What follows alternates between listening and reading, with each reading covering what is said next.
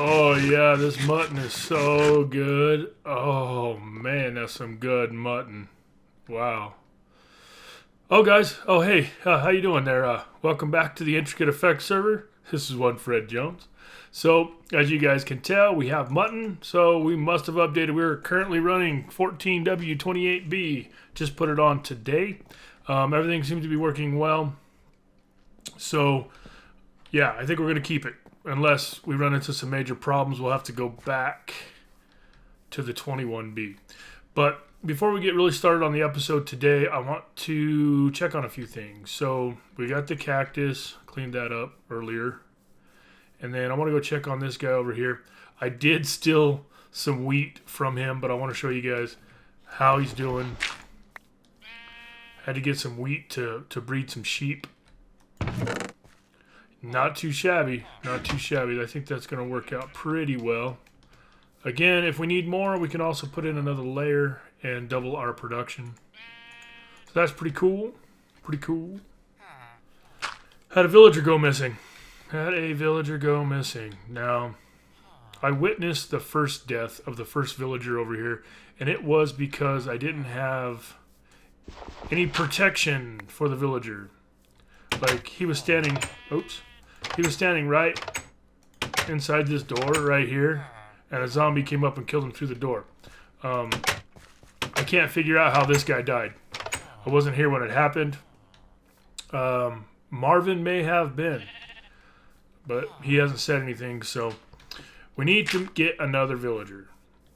But I have been having trouble, like you wouldn't believe trouble. I bred up a bunch of villagers and haven't gotten a single farmer brown coat yet. That's my Skype, by the way. So let's run over here real quick. I'll show you all the villagers I've got. I got lucky. The last time I bred villagers, I got, I think, 2 farmers right off the bat. This time, not so lucky. Zombie. Might even be a little white coat in here.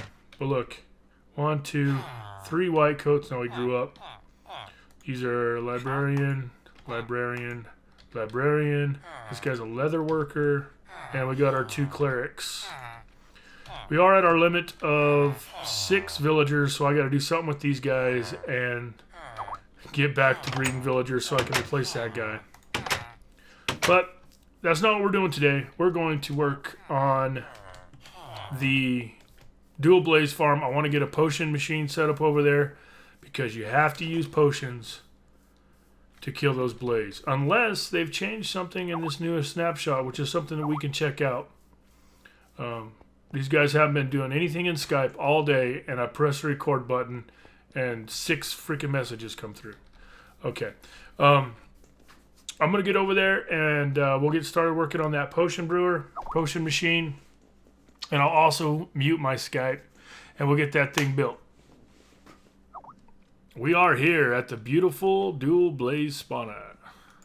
It's my favorite build of mine anyways. So far in Minecraft. This thing is pretty cool. I just enchanted a bunch of books too. And I got, I don't know, it only took me maybe 20 minutes to enchant 7 or 8 books. It's insane. I got some Unbreaking 3, Feather Falling 4s, Protection 4s. I got quite a few really good books. Which brings me to the next thing I want to talk to you guys about. I really want to get this thing up and going, number 1, for everybody on the server. And number 2, I have another project I want to get started on. I thought it'd be pretty cool to do a... Oh, you know what? I'm not going to tell you guys just yet. The reason why I'm not going to tell you yet is because I really need to get this project at least to the point where the guys on the server can come over here and without too much trouble use it. And then I got to get the farms, those completely automatic farms at spawn finished, get that whole farm building done up. So I want to get those 2 things done, and then I want to get to work on my new project. That's going to be top secret for now, I guess. But this thing is pretty close to being done as far as functional. The only problem is, you know, with the way that the Blaze AI is now, the best way to use this thing, really the only way to use this thing, is to use instant damage potions. And you need 2 at a time. Now, unfortunately, potion stands give you 3. So if you take 2 out of a potion stand, you only have 1 left. So if you go back to the potion stand, you only have 1 when you need 2. So I think you understand what I'm saying. So we're going to put in a potion machine over here. I already started some of the work, as you guys can see. You know, and I thought I'd make it match the other side. So that one there, and then we got the enchantment room over there. I think it's going to work out pretty well. So again, my whole goal for this is if you guys watched any of my other episodes or if you watched season 1 of the IntricateAffect server, you know that I have a little potion machine that I use where you just walk up and you take a potion out and you go use it. That won't work here. I want a full chest of potions for people to come over here and just take 3 potions or 2 potions and then go kill the blaze, and then they can come back and get 2 more, and it's going to fill itself back up automatically. No one's going to have to do anything but take the potions out of the chest. Of course, I'll come over here and I'll fill it up with... Oh, how did you get there? I'll fill it up with water bottles and ingredients. I'll be over here a lot, probably, so... When I do come over, I'll just bring over the ingredients and everything I need, and I'll load the machine. And then all everybody else will have to do is come grab a potion. So let's go ahead and get started. Well, I guess I should show you what I've done so far. Down here, I put a timer. Now, I did this off camera because you guys have seen me build this a few times here on Season 2 already. I didn't think you needed to see it again. Only difference is this timer needs to be turned on and off. So that's what that does. I turned it on just now and turned it right back off. Now it's going to go ahead and start moving items from one hopper to another. So it's going to run through its little half cycle, but then it's going to stop. Actually, it's going to run through a full cycle. I take that back. But the difference, another difference is that we're only using half cycles on this.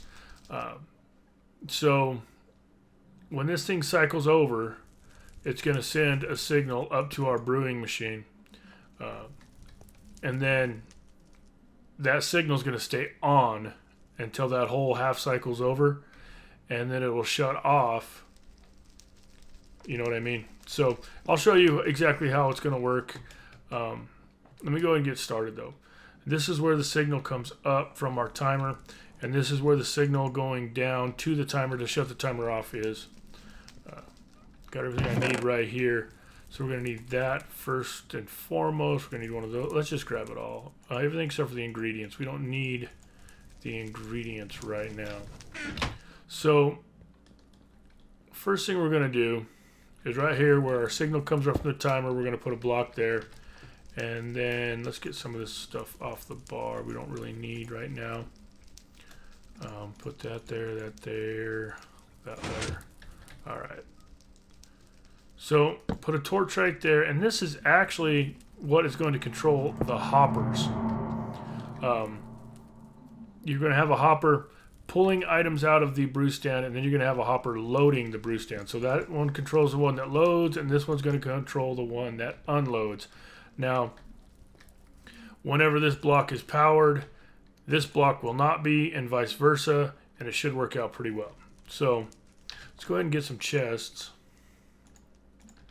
Now I want the chest to, it's going to have to come out right here, just like that. And then get our hoppers right there and right there. And then we need our brew stand right there. And then we need a hopper to feed the brew stand like so. And then I found the best way to do this upper hopper is like that. So that one gives it ingredients, that one gives it bottles, and these ones pull them out. Now, of course, right now, if we put anything in any of these upper hoppers, it would get pulled out automatically right off the bat. Well, it wouldn't actually, because this block is powered. But if this block wasn't here and if it wasn't powered, everything would just go right through it. But we don't want that. Not yet anyways. Now let me see. I probably should have done things a little bit different. Let me go grab some netherrack.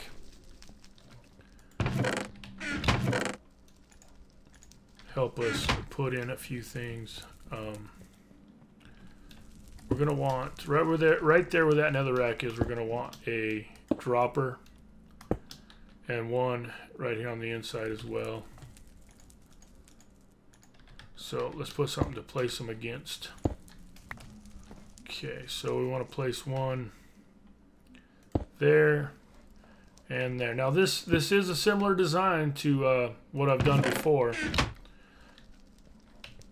but like, again, the difference is we want it to make potions until that chest is full, and then we want it to stop automatically.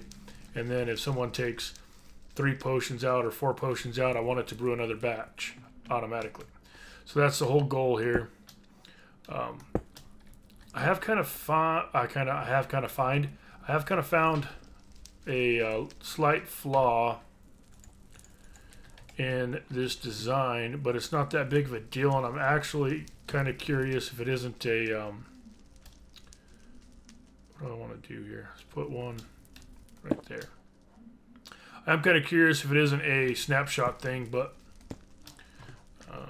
it's a timing thing, and it was really unexpected. And I'll show you what that is when we get this thing up and going.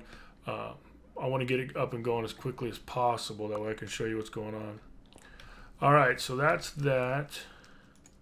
The reason why I put that glass in there is so that the items that come out of those droppers don't fly all over the place. They'll go inside our hopper. Get rid of those. All right, so then now we need, put that there, and we're going to need a comparator coming off of our brew stand like that, and then a block there, and a torch there, and then let's go ahead. I hear blaze somewhere. Jump up here and we'll throw this guy on here like that, and then I believe we're going to need a block right here with some redstone dust on it, and then repeater going into that guy. You can hear them all click. That's the way it's supposed to work. So basically, I'll go through it real quick.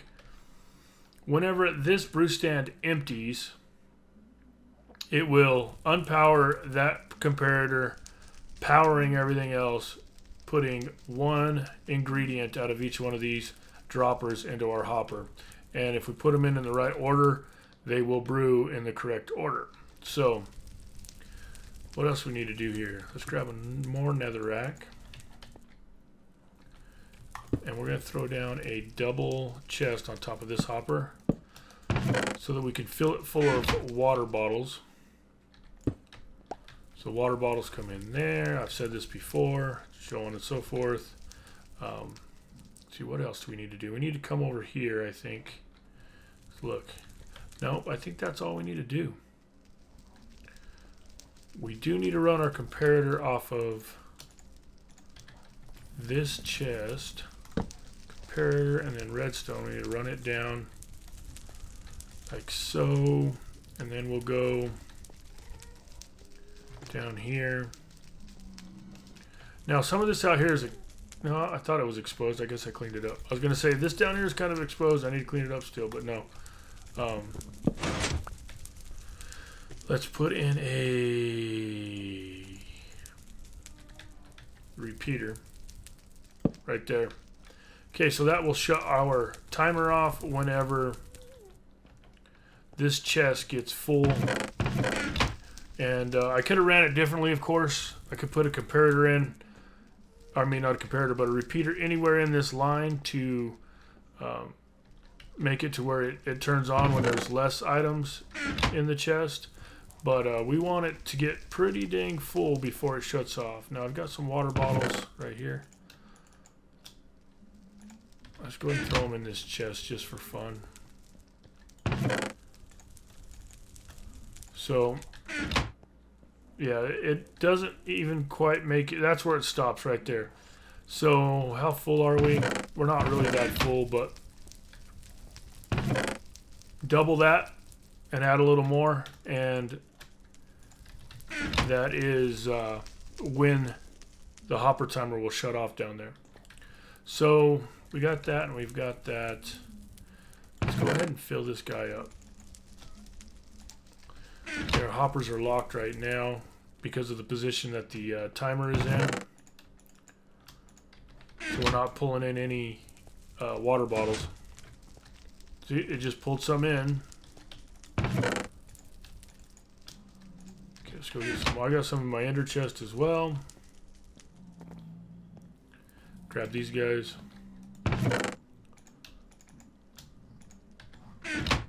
All right. So we're almost to the point where we're actually making potions. Come on, go! I said. There you go. All right, and I'll need to bring over some more water bottles, of course. So let me see. Is everything right? I think everything is right. We could actually... No, we'll let them cycle for the fun of it. We'll get the ingredients. So we're making instant damage potions, which require all these items. There's other ways of making it, but this is actually the least expensive way of making it, I think.